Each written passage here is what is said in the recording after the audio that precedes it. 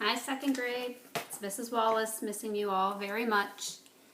Sorry it's taken me a long time today to get this video to you. I've run into about every technological difficulty that I could run into. So hopefully we're past all those glitches, and tomorrow I'll have your day 2 video up and running in the morning.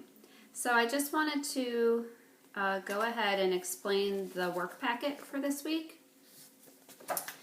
And I'm just going to explain or give you an overview of it and then talk about day one's assignment. So the packet, which you should have received already, and if you haven't, hopefully you've made arrangements with the office to pick it up. And if you need any help with that, please send me a message or an email.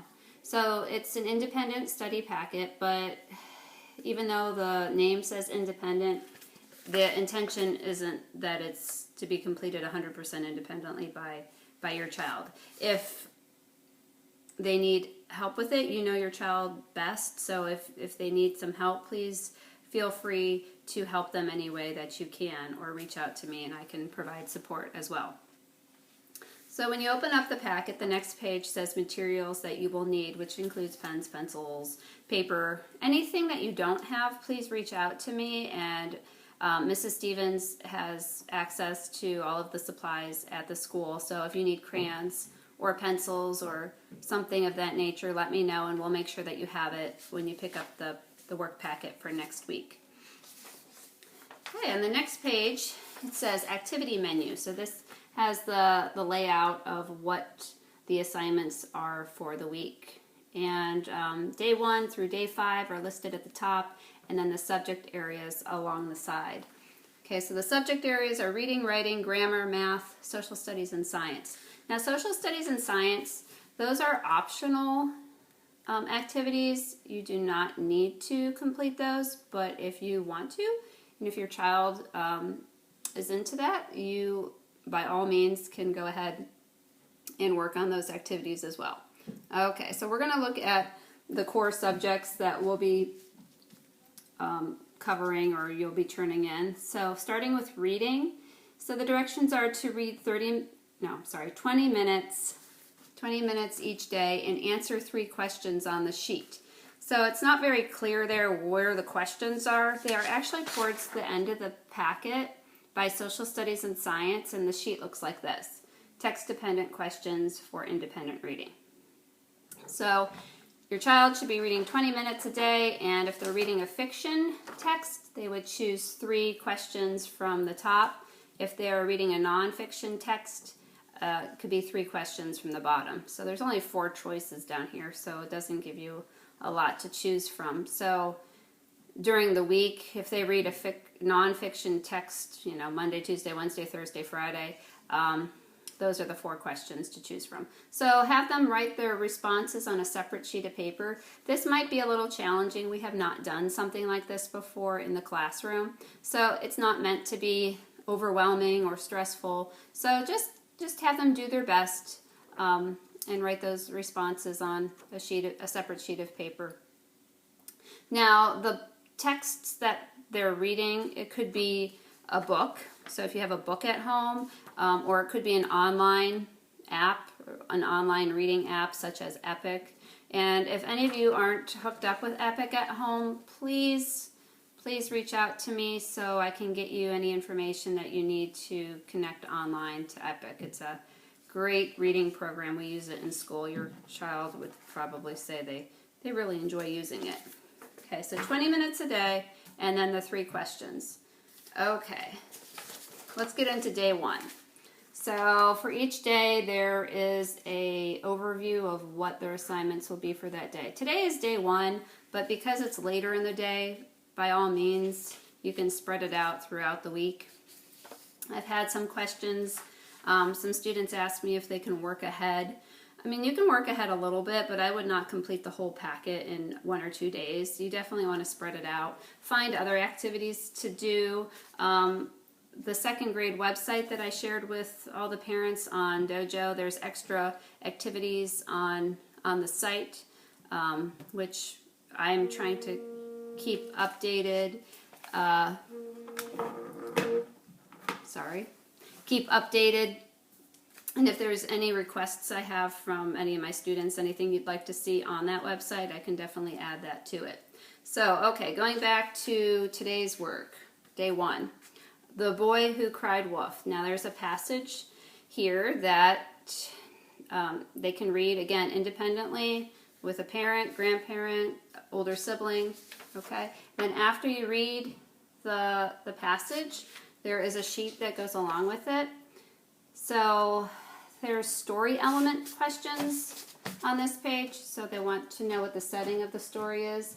The setting could be the physical location. Where did it take place? Did it take place at a school or a house? Did it take place inside or outside? Or maybe it took place in the past or in the future. So all of those things could be considered the setting. Main characters. Who were the main characters in the story? Again, could be a person. Maybe the main character was an animal, okay, or even an object. We know that cars and spoons can even be characters in stories. So list all the main characters right there. Next, cause and effect. It says the boy tricks the villagers by screaming woof woof. Okay, so what happened because of that? What's the effect of the boy calling woof woof?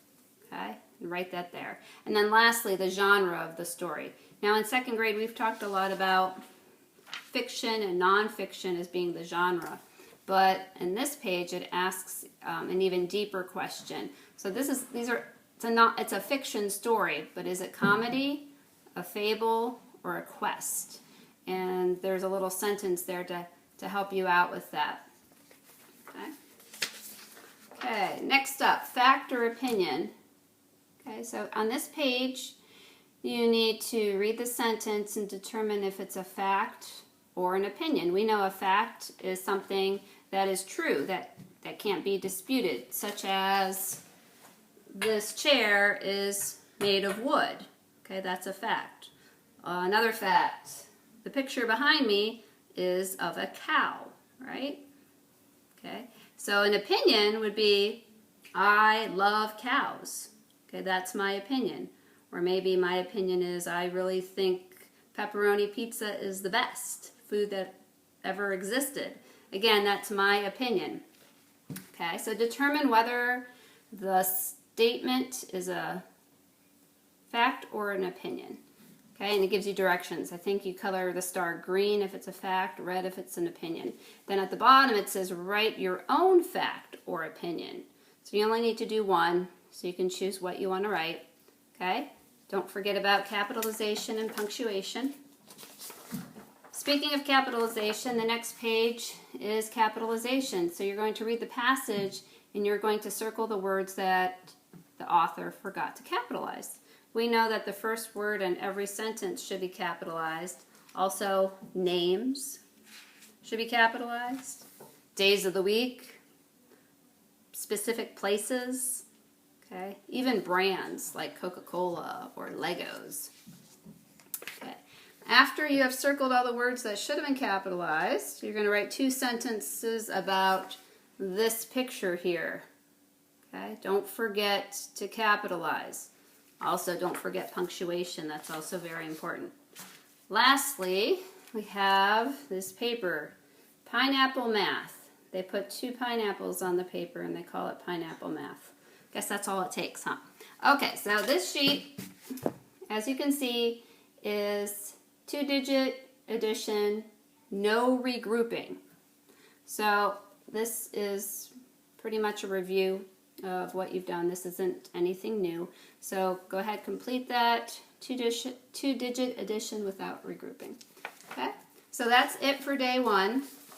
Again, you can work a little bit ahead, but don't get too far ahead of yourself, okay? If you're done with this, play a game with a sibling or, look for something else, creative and fun to do. I don't want you doing schoolwork all day. Or read more, right? Reading is great. Great for your brain, too.